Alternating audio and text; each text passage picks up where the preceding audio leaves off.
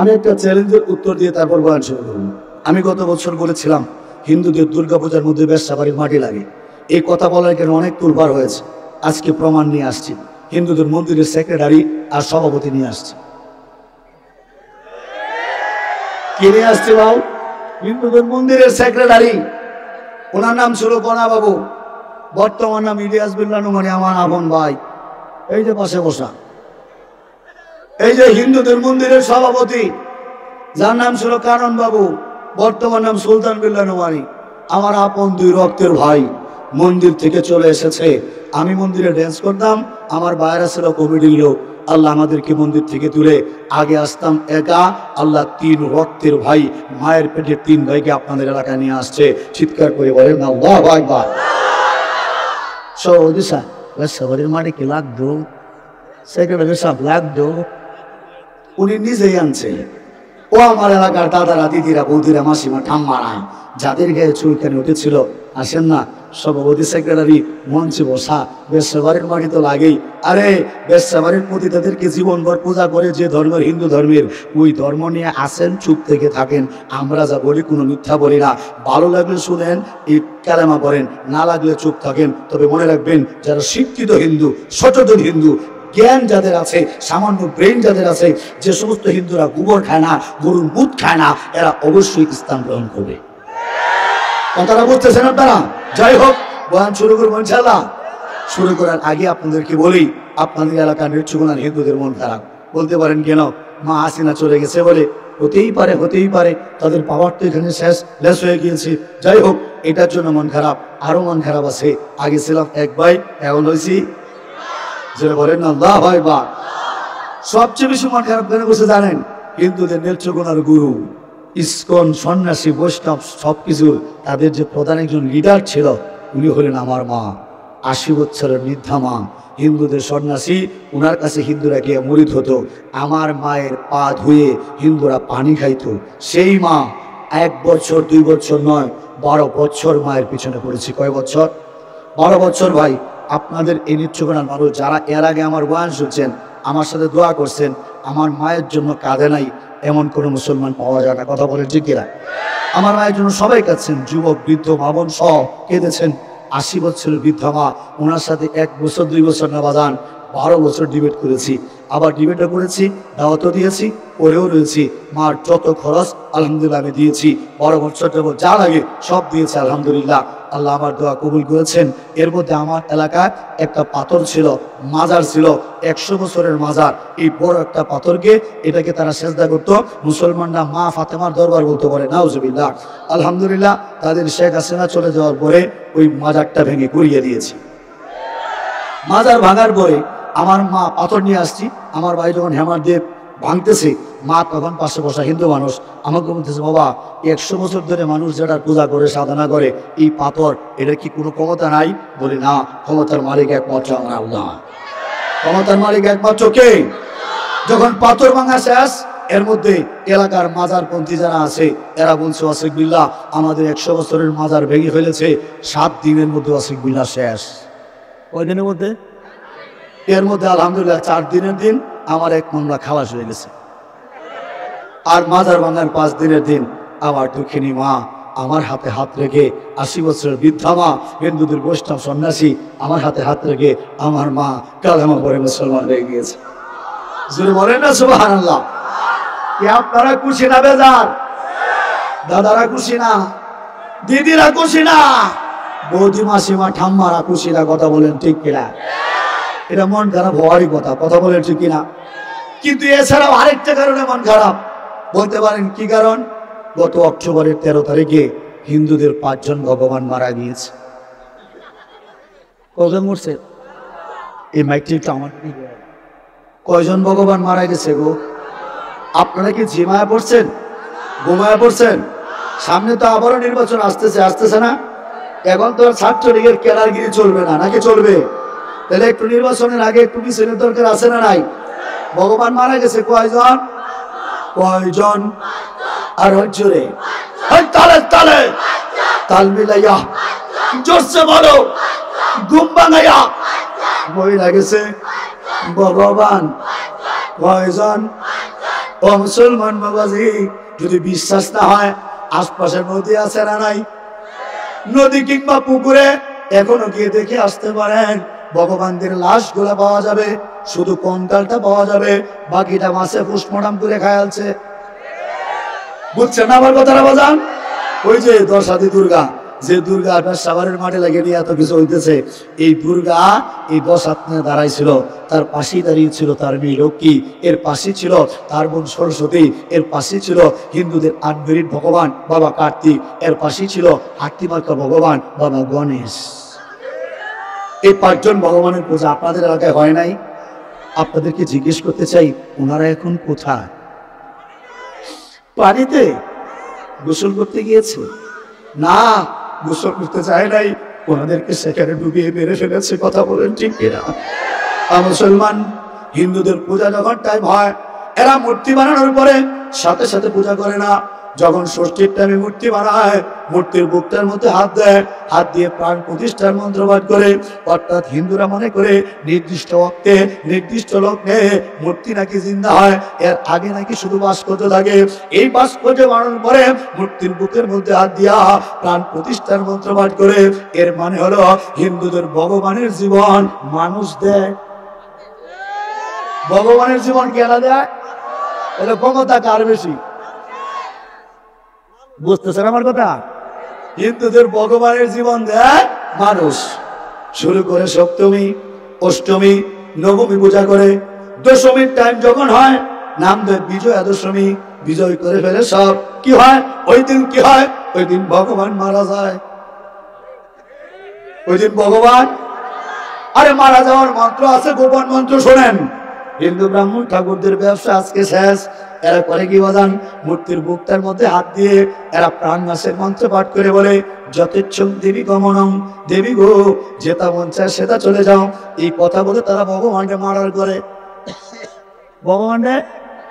ভগবান রে আহা, ভগবানকে মারার করে হিন্দু ব্রাহ্মণ ঠাকুররা। আর আমরা কিছু হুজুরকে মাইতা আহা গিয়ে মন্দিরে পাহারা দিছে। হুজুররা ভালো নিয়ত হয়ে গেছে, খারাপ নিয়ত হয়ে গেছে না, যাতে দেশে গন্ডগোল না হয়। কিন্তু লাভটা কি হয়েছে? পাহারা যে দিল ভগবান গুলোরে বাঁচানোর জন্য, বাঁচাইতে তো পারলো না। ভগবানদের বাঁচাইতে পারছে? ভগবানদের বাঁচাইতে পারছে? ভগবান গুলা মারা গেছে। কে মারছে? হ্যাঁ, কে মারছে? কে ডুবাইছে? নরমালি ডুবাইছে না হারায় ডুবাইছে? কথা বলেন। আচ্ছা, যদি এই কাজটা আমরা করতাম, হ্যাঁ বেটা, যদি এই কাজটা আমরা করতাম, ওরে বাবা রে বাবা, ভারত থেকে বিভিন্ন গোয়েন্দা সংস্থাগুলো আসে না? আছে না? ভারতের মিডিয়া আছে না? বলতো এই হুজুরটা শেষ করে দিয়েছি, সর্বনাশ করে দিয়েছি। ওরা কি করেছে দাদারা? আপনারা দেখেন, এই বাংলাদেশের হুজুররা, এই বাংলাদেশের মুসলিম যুবকেরা এরা আমাদের মূর্তিগুলোকে ভেঙে দিয়েছে, আমাদের মা দুর্গাকে তছনছ করে দিয়েছে, মা দুর্গার পিছনের পাঁচটা টেনে খুলে ফেলেছে। ওরা ধ্বংস হবে, ধ্বংস হবে। বলতো কিনা, বলতো কিনা, বলতো কিনা, প্রচার করতো কিনা বাজান? বিশেষ করে বাবাজি, নতুন দেশে খেলা শুরু হয়েছে। কি খেলা? যে মন্দির ভাঙা, মূর্তি ভাঙা, আছে না নাই? এগুলা করে কারা আমরা ভালো করে জানি। তত্ত্ব দিয়ে দেখেন, যারা নেট চালান তত্ত্ব দিয়ে দেখেন, এগুলা তারাই করে। তাদের মূর্তি তারা ভাঙে, তাদের মন্দির তারা ভাঙে, আর দোষ দেয় বিএনপির, জামাত শিবিরের আর মুসলমান যুবকদের। আর হুজুর ভাইলে তো কথাই নাই। কি কথা বলেন ঠিক কিনা?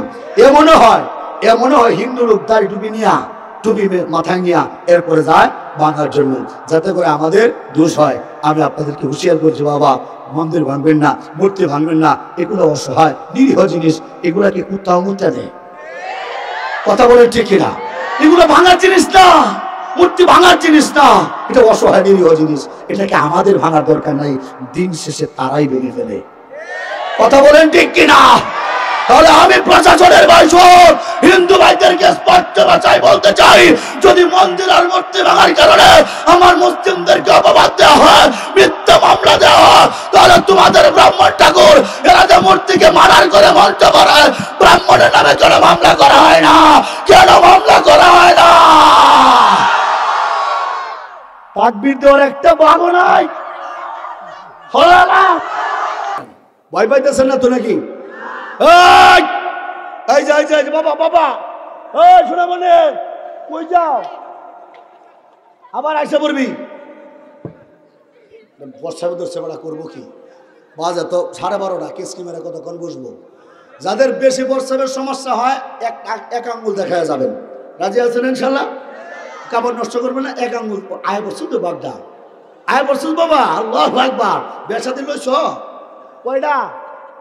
একটা দূর বেড়া, পুরুষ মানুষ 2টা 3টা 4টা পর্যন্ত। আল্লাহ আমাদের কবুল করো। সরে বলেন না আমিন। বাসায় শুনলে ঝামেলা, নতুবা দেখতেন আরো কিছু বলতাম। আল্লাহ তুমি আমাদের বউ বাচ্চা বাড়ায় দাও। সকলে বলে না আমিন। কোন জায়গায় ছেলে মনে আছে আপনাদের?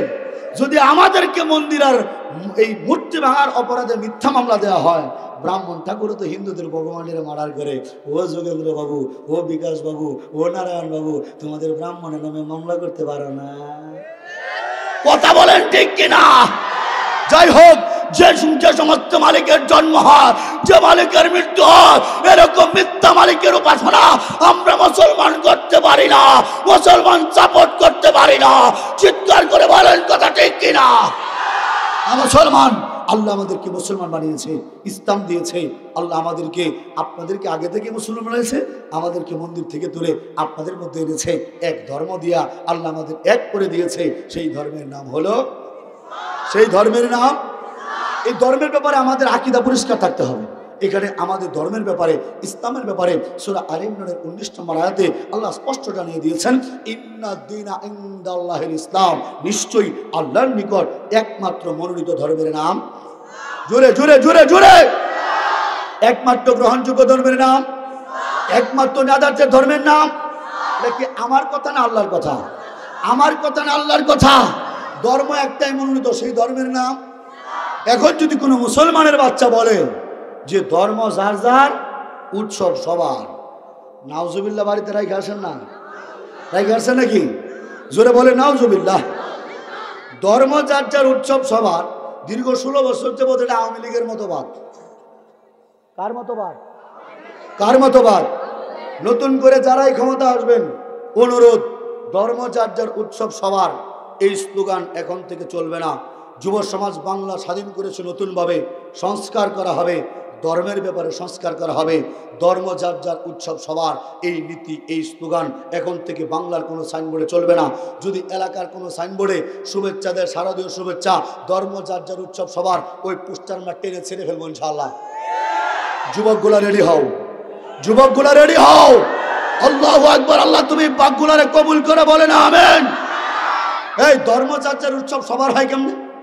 সবার হয় কেমনে?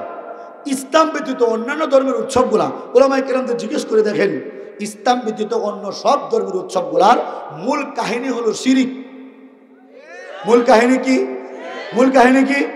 অর্থাৎ এরা আমার আল্লাহরে মানে না, আল্লাহরে না মেনে মিথ্যা মালিক বানায়, মিথ্যা মালিকের উপাসনা করে। প্রত্যেকটা ধর্মের মূল কাহিনী হলো আল্লাহকে না মানা। আল্লাহকে যারা মানে না, এদেরকে কি আপনি কখনো শুভেচ্ছা জানাইতে পারেন? মনে করেন কোনো একটা লোক মদের দোকান দিল। কিসের দোকান? মদের দোকান। ভালো না খারাপ? ভালো। মদের দোকান দিল কেউ, এখন আপনি কি গিয়ে বলবেন, ফাইন, চমৎকার, সব খুলেছেন আপনি, মদের দোকান, বাহ, আপনাকে ধন্যবাদ, শুভেচ্ছা, লাল গোলাপের শুভেচ্ছা। এটা কি কেউ বলে? মদ যে কিনে খায় সেও বলে না। কথা বলেন ঠিক কিনা? মনে করেন কেউ গাঞ্জার দোকান দিল, আপনি কি বলবেন, ফাইন, আপনি তো সবজি চাষ করেছেন। কি চাষ? এক জায়গায় বয়ান করছি, গাছ লাগান, পরিবেশ বাঁচান। আমার কথা শুই না, এক ছেলে গাছ লাগাইছে, কিছুদিন পরে তাকে গ্রেপ্তারও করছে। আমারও কয় হুজুরের দোষ। বলছে আমি কি করছি তোরে? কয় হুজুর আপনি তো বলছেন গাছ লাগান, পরিবেশ বাঁচান। বলি তাহলে ভালো কথা, গাছ লাগাইছো? সব গাছ লাগাইছে। এরপর আমাকে গ্রেপ্তার করছে। বলি কি গাছ রে? কয় গাঞ্জা গাছ। কথাটা বুঝতেছিলাম তো না? যেমন আপনারা বলেন গাঁজার যদি কেউ ব্যবসা শুরু করে, এ যুবক ভাই, ও মুরব্বী, ওলামায়ে কেরাম অনেকে আছেন জ্ঞানী গুণীরা, আপনারা কি তাকে শুভেচ্ছা জানাবেন? এবার মনে করেন কেউ চুরি করছে, কেউ চুরি করছে, আপনার আইফোন চুরি করছে। চুরি করার পরে আপনি বললেন, সাবাস, তুই একটা স্মার্ট কাজ করেছিস, আইফোন চুরি করেছিস, তুই তো আসল চোর। আপনি নিয়ে চা নাস্তা খাওয়াই দিবেন নাকি? নাকি মায়ের মারি পড়তো না? হ্যাঁ, খারা দোলাই, ছেলে তো পাগলা। কি বলে? খারা দোলাই। কথা বলেন ঠিক কিনা? মুসলমান, কথা পরিষ্কার বোঝেন। মনে করেন এলাকার মধ্যে কেউ মার্ডার করলো, কি করলো? এখন মার্ডার করার পরে আপনি গিয়ে বলবেন আপনি মার্ডার করেছেন, চমৎকার কাজ করেছেন, এই কথা কোনো সুস্থ মানুষ বলতে পারে? জোরে বলেন, বলতে পারে? আচ্ছা আপনারা বলেন তো, দর্শন কি ভালো না খারাপ? 100% খারাপ। জিনা, কথা বলেন ঠিক কিনা?